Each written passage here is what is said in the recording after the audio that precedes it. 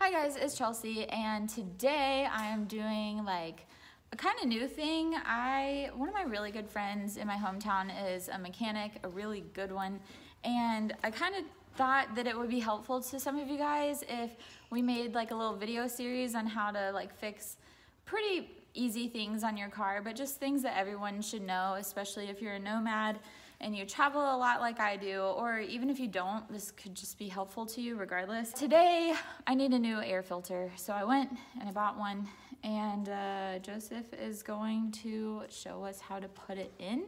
But if you go to like any like auto store, I went to Advanced Auto Parts, and you tell them the make and model of your car and the year, they will get the air filter that fits your car, and then you just buy that, and then you can do it yourself and save yourself some money on the labor. So let's do that. All right, so first step, open up the hood of your car. You got this open. Here we go.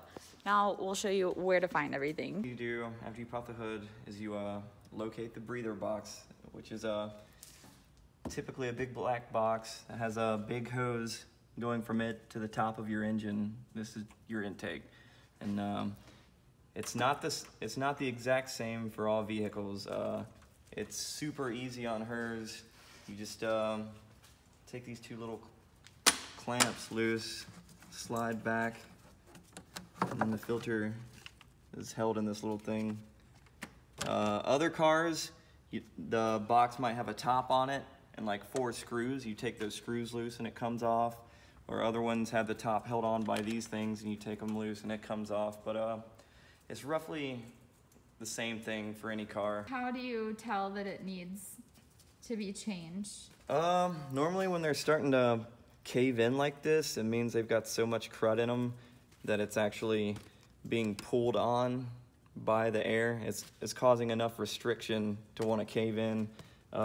You can look at something and tell when it's super dirty, you know. And so like for reference, this is mine right now, and this is the new one that I just got at the store. So yeah, see, side by side. It's caving in. It's clearly dirty. If dirty, if like super dirty is 100%, this thing's probably at like 85%. Okay.